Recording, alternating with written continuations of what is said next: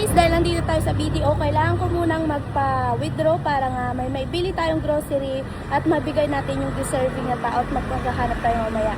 Dito ako sa BDO ngayon para maglabas ng pera at para may magalit ako.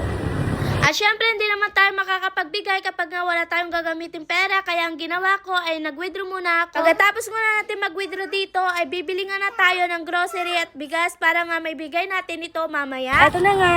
Let's go! So, samahan nyo nga pala ako dahil namili na tayo ng konting grocery.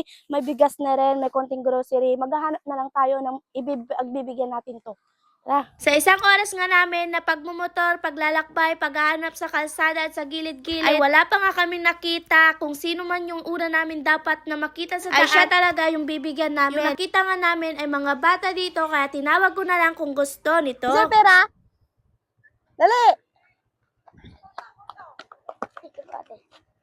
Oh, babay ka na dito. Iyaw mo si...